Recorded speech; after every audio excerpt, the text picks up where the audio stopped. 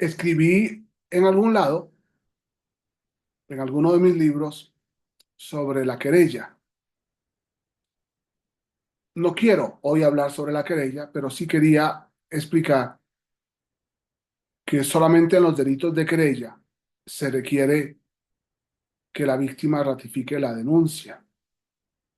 Eso significa que la policía, el Ministerio Público, puede proceder oficiosamente en la investigación solo por la sola razón de existir un hecho delictivo.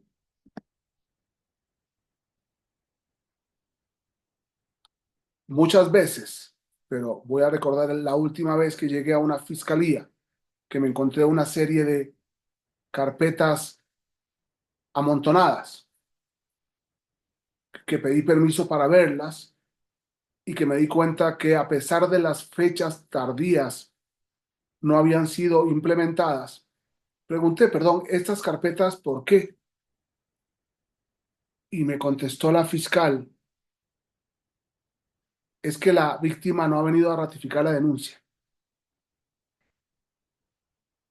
Un día de estos un amigo mío me mandó una estadística de casos resueltos según una entidad federativa, que me reservo ahorita el nombre. ¿En qué tiempo estaban resolviendo sobre el abreviado? ¿En qué tiempo estaban resolviendo los mecanismos alternativos de solución de controversias? ¿En qué tiempo los acuerdos de reparación del daño? La reparación, los acuerdos reparatorios. ¿En qué tiempo las causas a juicio? ¿En qué tiempo los juicios? Y así por el estilo. Y le contesté de inmediato, ¿no?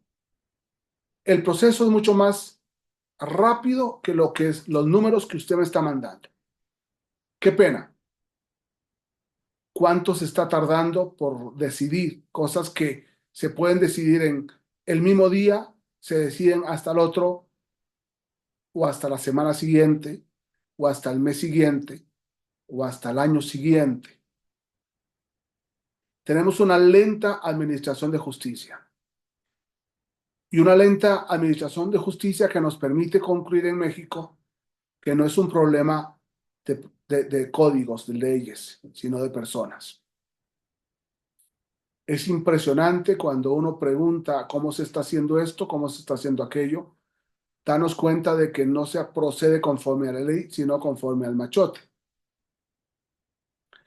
Y uno de ellos es el tema de la ratificación de la denuncia. Pero porque además es muy importante eh, preguntarnos y respondernos en México, porque me atrevo a decirlo en genérico, produzco debate. No hemos entendido la diferencia que hay entre un delito de acción pública y un delito por querella, porque no entendemos lo que es la querella. De hecho, un día hablaba con un experto en derecho penal. Bueno, él se dice experto y la mayoría de los mexicanos le dicen que es un experto, y le pregunté sobre la querella, ¿por qué se persigue por querella? Y no me pudo dar una respuesta.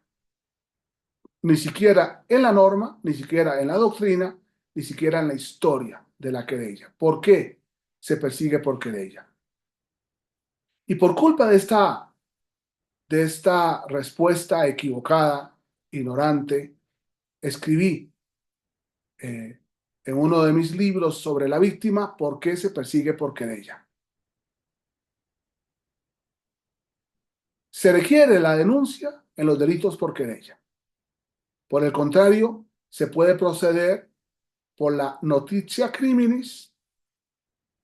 Para un ser humano basta encontrarse un cuerpo en la carretera para llamar a la policía porque tenemos un delito, porque no nos toca a nosotros los particulares definir si está caído por delito, caído por borracho, caído, sino que está caído en carretera.